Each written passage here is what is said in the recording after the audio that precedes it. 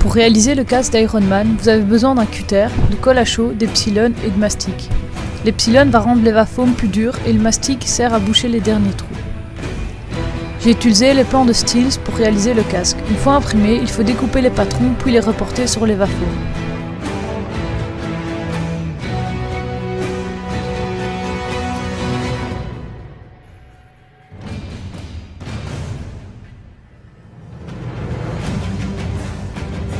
Coller les pièces ensemble s'est avéré assez délicat et j'ai souvent dû me référer aux plans sur l'ordinateur pour être sûr de tout coller où il fallait. J'ai coupé en biseau les bords de certaines pièces pour faciliter le collage.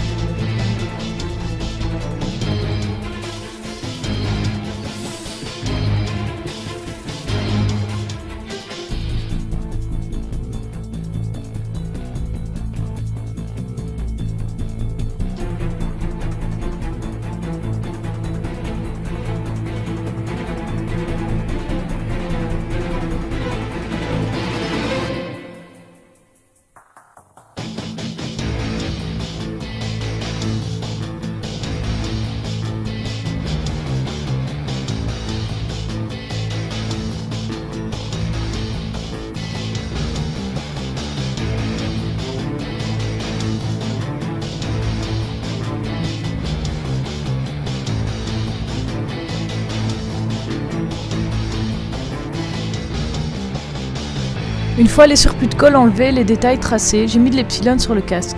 L'epsilon sert à rigidifier l'Evafoam, cela empêche donc le casque de se déformer et de résister à des coups.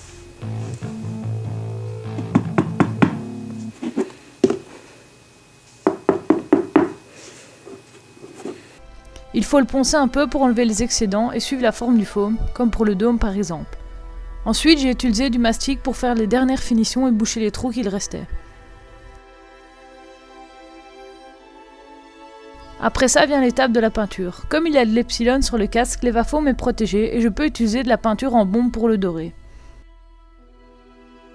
Au total, il m'a fallu une vingtaine d'heures pour réaliser le casque. Ce que j'ai appris en créant ce casque, c'est qu'il faut absolument bien coller les pièces en foam pour limiter le travail qu'il y a après. L'epsilon est très utile pour durcir le casque, mais je pense que mettre quelques couches de gesso par-dessus rendrait le casque encore plus joli. Je savais que poncer était une étape très importante, mais je me rends compte qu'avec tout ce qui est couleur claire, si le ponçage est mal fait, cela ressort quand on met la peinture. Ce casque était un test et m'incite à en faire un deuxième pour me perfectionner.